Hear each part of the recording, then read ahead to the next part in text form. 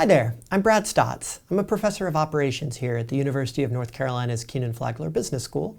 I'm also the faculty director for the Center of Business of Health and our associate dean of the MBA programs. I'm excited today to talk with you about some of my research. My research really explores what I would call people-centric operations. It's dealing with the fact that when we think about driving operational performance, it's not just getting kind of our machines or our technology to work. It's very much, hey, how do we engage people? How do we get people to thrive? How do we help them to learn and to be their best? And so my work integrates organizational behavior and operations together as we try to think about these challenges. Now, if we look at operations, interestingly, the field grows out of scientific management and kind of the work of Frederick Taylor, among others. And so Taylor, if we go back, there's kind of all sorts of issues we can think about how in some ways he maybe treated others. But in particular, what's interesting is he talked about, this quote that I want to read to you. It said, "In the past, the man has been first. In the future, the system must be first. This in no sense, however, implies that great men are not needed. On the contrary, the first object of any good system must be that of developing first-class men." Now, if we recognize that should be men and women, beyond that, that last line I think is really important. He's thinking about, hey, how do we put a system together that helps develop great people? Right? So we often look back and we say, hey, that work just said, we're going to tell you what to do, follow instructions. But no, it's about creating systems. And so I think if we look at operations, how do operational systems thrive? It's when they identify ways to really help people to make the right decisions. Now, in my own work, I think a lot about individual discretion, that we can put systems in place, but that doesn't mean that people will make the choice that we necessarily want. And so a bunch of my research explores, well, what choices are actually made and how does that flow through to performance? And today I want to talk about a paper. It's called Task Selection and Workload. It looks at in the emergency department, when physicians have to choose what work to do, in this case, what patient to pick up out of the waiting room, is that affected by how much work they have on their plate right now? And in some ways we might say no, right? They're always going to take the most severe patient. And that's certainly likely true if they've got someone with kind of incredible trauma versus over here a little bit of sniffles, right? They're going to deal with the truly urgent. But in many cases, there's going to be things in the middle. There's going to be things on the margin, right? Do you take the harder or the easier task? And so here in this paper, we explore the effect of workload. Now, workload has been an interesting topic of exploration in the research, and it's shown all sorts of often, negative, but not always, consequences. That it may be that with more workload, we make worse decisions, right? We're more stressed. We don't think about kind of the details. But other work shows actually, up to a point, at least as you add work, people work faster, right? We can kind of speed ourselves up. Some work looking at moving patients around a hospital, for example. The patient transporters go faster when they have more workload. Here, though, it's a different tweak, right? We're saying, hey, with more work, you're going to choose different patients. And then the question is, well, which ones? So in this paper, we try to look at three related questions. First, do they take harder, easy patients when they have more workload? Second, what are the operational consequences of that? And then third, what are the psychological processes that might be driving this? So if we start with question number one, we can think about a few reasons why workload might affect the patient you choose. We can begin with this idea that we like to make progress, that as we're working, we see value in kind of checking, right? Kind of moving ourselves forward. And so as the workload increases, we might want that easier patient, right? We're looking, okay, this one is going to take, 50% more work than this one. Well, I kind of want to check the box and get something done. Alternatively, I might take the easier patient just because I'm stressed, right? That I've had more anxiety, I've been working hard, and I need to kind of let myself down.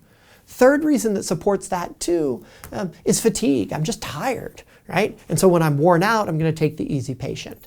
And so kind of our initial belief was, hey, as people experience more workload, then when they pick up a patient, they're going to take an easier one. And when we go to the data, we look at data from a leading metropolitan area, hospital they have, from 6 years of data, a couple 100,000 patient encounters, so pickups. And what we find is that as your workload increases, kind of for each additional patient, your odds of picking up a easier patient increase by right around 8%. So we get support for this idea that when people are busy, they start to move kind of to that simpler work. Now by itself, okay, that's a good start, but that doesn't tell us about the operational implications. What happens? And so we explore this in a couple of ways. One is that we look at your performance within the shift, right? Maybe you pick up easier patients, but you pick up more of them, right? So you get more work done. Or alternatively, maybe you pick up that easier patient and you kind of shirk it, right? We see that you don't get as much out the other side. And what we see is if you just look at the count of patients served, well then yeah, you pick up the easy patient and you get more volume done during a given shift. But once you adjust for the complexity of the patient, and we can do that kind of with our models, things like relative value units for those kind of familiar with the healthcare literature, what we see is that the docs who pick up those easier patients, they actually complete kind of a lower level of work across the entire shift. So there may actually be a problem. They're kind of tricking themselves into thinking, hey, I'm doing more because I'm pushing more patients out the door.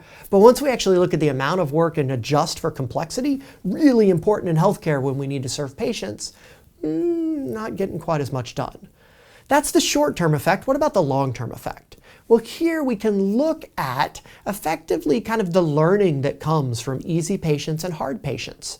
And you could think about this, well, we actually might expect those hard patients are kind of useful, right? While they certainly need the treatment, right? They're more severe in terms of what they're experiencing. They also likely have more complexity. There are more things going on that we need to adjust. And so we can learn from all of that. And so when we go to the data, that's exactly what we see, that those that engage in this kind of task completion preference, this going towards the easy patients, they actually learn less, right? Their performance degrades. And so that's really problematic if you think from a patient standpoint. It's also really problematic from a provider who wants to build skills. Now, third and final thing that we want to look at is what's driving it, right? And so I said earlier, kind of we have this completion preference, this potential fatigue, and this potential kind of anxiety stress. Now, the challenge is we only had data for fatigue, and we see some evidence that fatigue might be driving it within the emergency department. But what we do is we go to the research lab and we create a laboratory task where we can bring participants in and we randomly assign them. Anybody who's interested, I'm happy to share the paper for all the details, but fundamentally what we do is we give people kind of a harder and an easier task. We give them the same data entry task. And then for one group, we have them listen to music, therefore kind of amping up the level of difficulty, right, of what the load, think of it really, that they're experiencing. So one has kind of light load, one has heavy load. Then after this initial experience, we give them a choice to kind of what activity do you want? Do you want an easier task or a harder task? And with that, we're trying to copy the decision. Recognize it's not the same thing as an emergency department physician. That's not the point of the research. We're trying to abstract it up. And when we do that, we see that folks who kind of move into, who have kind of the higher level of workload, they do take easier tasks. So we support that general idea. But interestingly, when we then turn to kind of what is driving it, we see it's not so much anxiety, the stress doesn't seem to be there, but both fatigue and sense of progress are really important, kind of what we'd call mediators or predictors that sit in the middle there. So in other words, if we tie all of this together, what does it mean? Well, concretely, it means that we have to think about that design of work systems. Earlier we said we want systems to help generate great men and women who are wonderful learners who can succeed going forward in healthcare and beyond.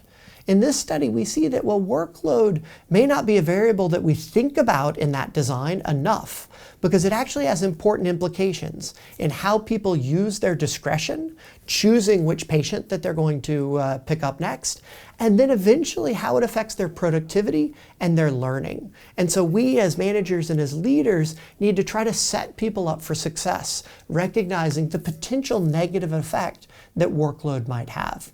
Thanks so much for hanging out with me today.